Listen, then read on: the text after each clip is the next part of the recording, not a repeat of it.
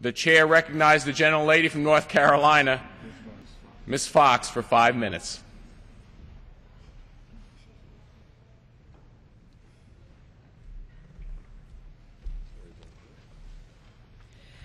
Thank you, Mr. Speaker.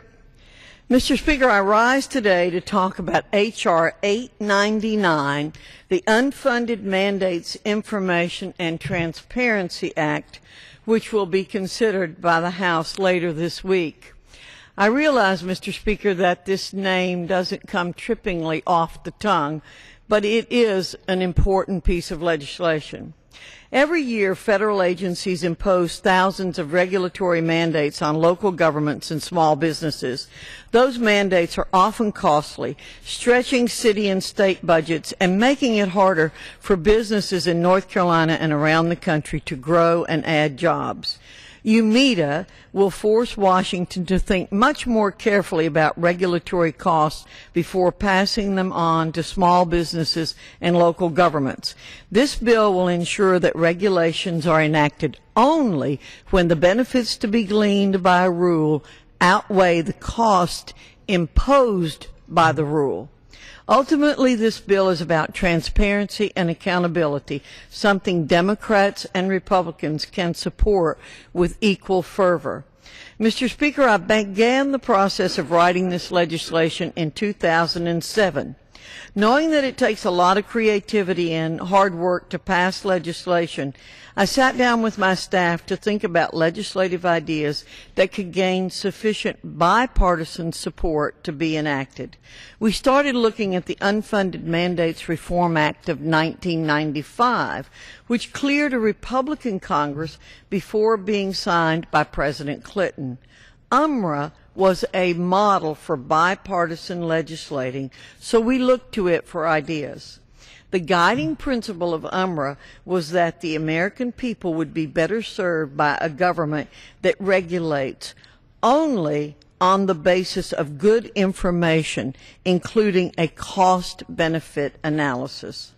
UMRA was a good bill, but over time, shortcomings have become apparent. Multiple administrations over the past 19 years have attempted to fix loopholes in UMRA via executive actions. Additionally, independent regulatory agencies have become far more prevalent in the intervening years, so it's very important to make sure they're bound by the same transparency requirements as other regulatory bodies. To address these issues, we drafted the Unfunded Mandates Information and Transparency Act. UMita will codify these executive fixes and fix some currently unaddressed loopholes to make sure that federal agencies are in compliance with the spirit of UMRA. Mr. Speaker, like UMRA, UMita is bipartisan legislation. 3 out of 4 co-sponsors are Democrats. This bill has gained bipartisan support because it is purely about good government, fostering openness and honesty about the cost of regulations.